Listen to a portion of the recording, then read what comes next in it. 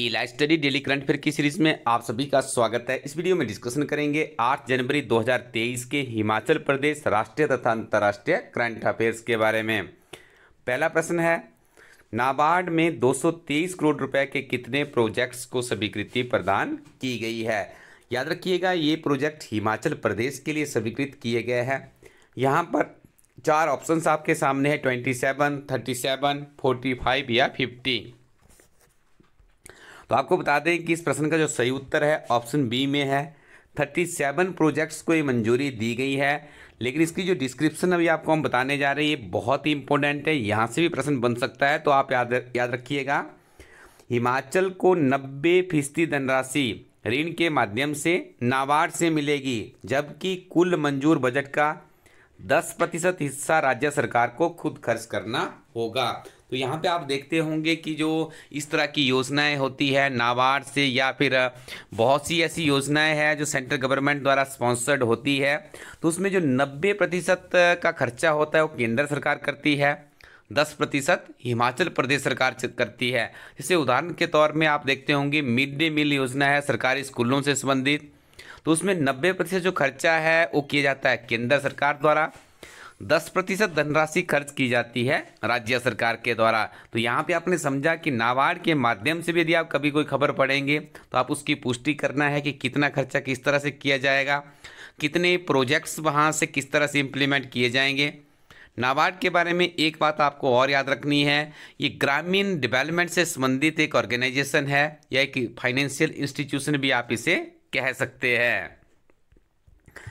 ढांगसीधार किस जिला से संबंधित है, शिमला, सिरमौर, मंडी या फिर कुल्लू। इस प्रश्न का सही उत्तर है मंडी। देखिए याद रखिएगा, ये प्रश्न आजकल सुर्खियों में इसलिए था क्योंकि जो ये ढांगसीधार है यहाँ पर जल शक्ति विभाग की स्टेट लेवल की एक मीटिंग की गई है। इसके अलावा ढांगसीधार में 10 हेक्टेयर क्षेत्र में अब वन विभाग इको पार्क का निर्माण भी कर रहा है। यदि आप पिछले 2-3 वर्षों के एचएस के प्रश्न पत्र देखेंगे तो धार से संबंधित प्रश्न जरूर पूछा गया है। हमारी टीम का भी नियमित प्रयास है कि जब हमें कोई ऐसी सुर्खियों में खबर मिलती है तो उसको आप लोगों तक लेकर आते हैं। राष्ट्रीय शरदोत्सव मनाली में आयोजित शरद सुंदरी का खिताब किसने जीता है। 4 ऑप्शंस आपके सामने। इस प्रश्न का सही उत्तर आपको बता दें, मंडी जिला की आरजू है, जो कि सिराज विधानसभा क्षेत्र से संबंध रखती है, जहां से वर्तमान समय में हिमाचल प्रदेश की विधानसभा में जो प्रतिपक्ष के नेता है, पूर्व में मुख्यमंत्री भी रहे मंडी जिला से, श्री जयराम ठाकुर जी के क्षेत्र से आरजू आती है। और अभी जो मनाली में विंटर कार्निवल चल रहा है, जिसके बारे में हमने आपको बताया था कि 1999 में शुरू हुआ था। प्रेम कुमार धूमल जी उसमें मुख्यमंत्री थे, और सुखविंदर सिंह सुक्खू जो वर्तमान में हिमाचल प्रदेश के मुख्यमंत्री, चौथे मुख्यमंत्री बने थे इस कार्यक्रम को इनॉग्रेट करने वाले। तो यहाँ पे देखिए एक इवेंट होता है शरद सुंदरी का, तो इसमें मंडी की आरजू ने यहाँ पे प्रथम स्थान लिया है। इसके साथ में यहाँ पर और भी प्रतियोगिताएं होती हैं, उनके बारे में भी याद रखना है आपने। लेकिन आपके मन में एक प्रश्न आ रहा होगा कि प्रथम स्थान आरजू को मिला है तो दूसरा स्थान किसको मिला होगा। तो यहाँ पर आपको बता दें कि निकिता ठाकुर है शिमला से, ये फर्स्ट रनर अप, और कुल्लू के बंजार की स्मृति सेकेंड रनर अप रही है। वॉइस ऑफ कार्निवल के तीनों पुरस्कार इस वर्ष कुल्लू जिला के नाम रहे। सैंड से दुष्यंत ठाकुर ने कड़े मुकाबले के बीच voice of winter carnival Manali 2023 का खिताब अपने नाम कर लिया है।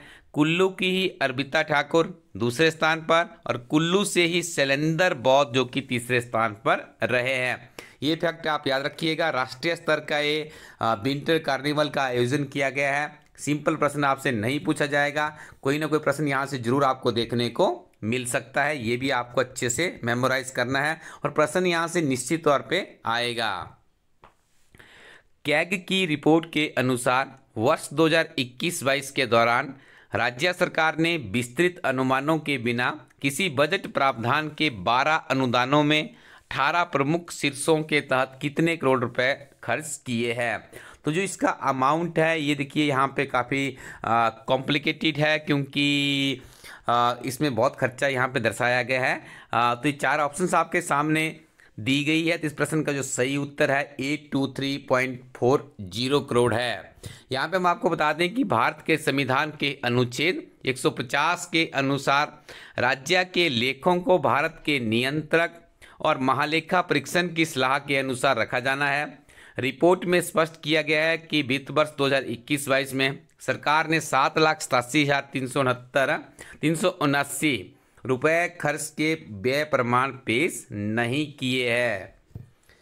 सरकार का राजकोषीय घाटा सकल राज्य घरेलू उत्पाद का कितने प्रतिशत तक पहुंच गया है? 4 ऑप्शंस आपके सामने हैं यहाँ पर। तो ये पहुंच चुका है, वर्तमान में यदि हम इसकी बात करें तो ये पहुंच चुका है आई थिंक 5.84, जो कि ऑप्शन ए में इसका सही उत्तर है।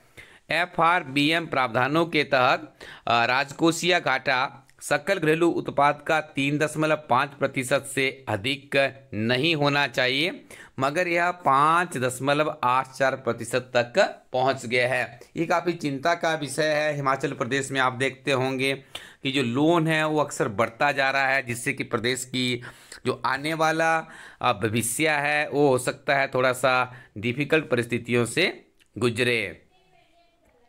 हिमाचल प्रदेश सरकार द्वारा किस वर्ष तक हिमाचल प्रदेश को हरित ऊर्जा राज्य बनाने का संकल्प लिया है? वर्ष 2020, 22, 25 या फिर 40? तो हम आपको बता दें इस प्रश्न का जो सही उत्तर है वो 2030 है, लेकिन ऑप्शन में ये नहीं है। तो आप क्या कीजिएगा, यहाँ पे 2020 की जगह पे 2030 कर लीजिएगा। ये टारगेट यहाँ पे 2030 का है, ये आपने याद रखना है। हरित ऊर्जा राज्य की परिकल्पना को साकार करने वाला हिमाचल प्रदेश देश का पहला राज्य बनेगा। हिमाचल प्रदेश की किस नदी के जल से दिल्ली वासियों को पानी मुहैया करवाया जाएगा?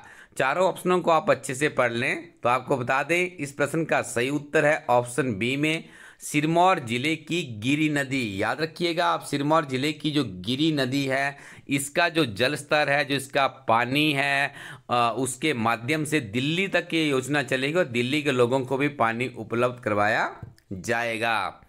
बहुउद्देशीय परियोजनाएं एवं ऊर्जा से देश की राजधानी दिल्ली की प्यास बुझाने के लिए सिरमौर जिले में गिरि नदी पर प्रस्तावित रेणुका जी बांध परियोजना का कार्य जल्द ही शुरू किया जाएगा। आगे हम डिस्कशन करेंगे राष्ट्रीय तथा अंतर्राष्ट्रीय करंट अफेयर्स के बारे में। पहला प्रश्न है, किस मंत्रालय द्वारा 5-6 जनवरी 2023 को तमिलनाडु के तंजावुर में SASTRA में ब्रह्मांड प्राच्यम और संगम टॉक्स के सहयोग से संगीत और नाट्य परंपरा पर धारा का आयोजन किया गया? तो ये किया गया है संस्कृति मंत्रालय और शिक्षा मंत्रालय के सौजन्य से।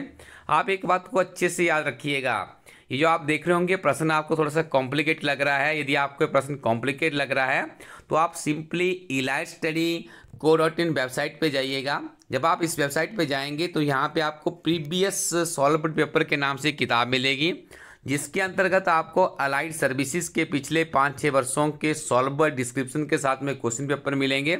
जब आप उन क्वेश्चन पेपर को पढ़ेंगे तो आपको वहाँ पे पता लगे कि इसी तरह के प्रश्न वहाँ पे करंट अफेयर में पूछे जाते हैं।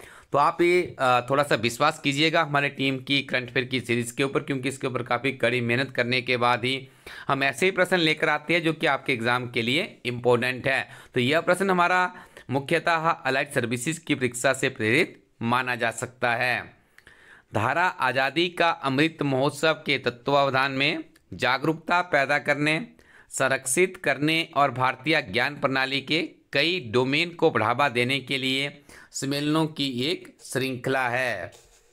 वीर गॉर्जियन 2023 संयुक्त सैन्य अभ्यास किन 2 देशों के बीच में होगा? तो वीर गॉर्जियन शब्द से आप याद कर लीजिएगा भारत और जापान दोनों एशिया के देश है और काफ़ी आगे प्रगति कर रहे हैं। यदि जनमानस के परिप्रेक्ष्य में दोनों देशों का आपस में तुलना की जाए तो आप याद रखिएगा यह एक्सरसाइज जापान के हयाकुर एयरबेस, ये आपको याद रखना है, ये भी आपसे पूछा जा सकता है।